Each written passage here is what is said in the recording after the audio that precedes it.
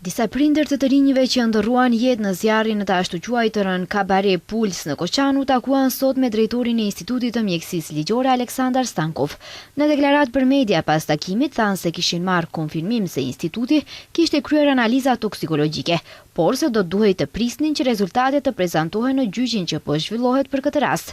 Siç deklaroi Aleksandar Naunov, babai i Nadiza Naunovës, e cila vdiq natën famkeqje dhe i cili është kryetari i shoqatës së qytetarëve 16 mars 2025 Koçani, në takimin me drejtorin Stankov ju shpjegua atyre se institutit nuk i lejohet të japë të dhëna mbi analizat e kryera dhe të dhënat të tjera që lidhen me pjesën tjetër të punës në këtë rast, dhe se gjetjet e institutit do të paraqiten para gjykatës në kuadër të procedurës së provave.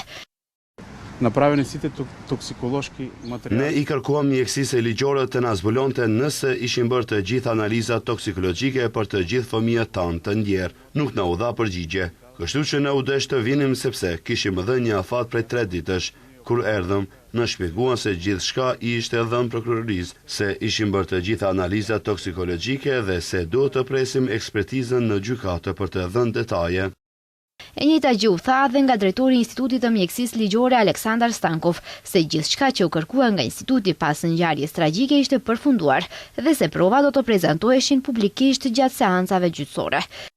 Kjo është ajo që mund të them nga takimi. Mendoj se njerëzit kuptuan disa gjëra, e kuptuan se cila është puna jon, sa mund të bëjmë dhe çfarë mund të bëhet, dhe u është e qartë atyre se gjithçka do të jetë publike gjatë procedurave gjyqësore. Prindrit e të rinjve që ndërruan jetë në zjarrin në të ashtu quajturën Kabaret Puls në marqimin e fundit për engjëj të mbajtur të shtunën më 4 prill në Koçan, u kanë bërë thirrje edhe një herë institucioneve kompetente të japin përgjigje për pyetjet, të cilat sipas tyre u janë fshehur për më shumë se një vit, edhe të cilat lidhen me shkaqet e vdekjes së fëmijëve të tyre. Nëse institucionet nuk do të përgjigjeshin për 3 ditë, do të shkonin ata në Institutin e Mjekësisë Ligjore për të marrë përgjigjet. Në gjykimin kryesor për këtë rast janë të akuzuar 35 persona fizike dhe 3 juridik.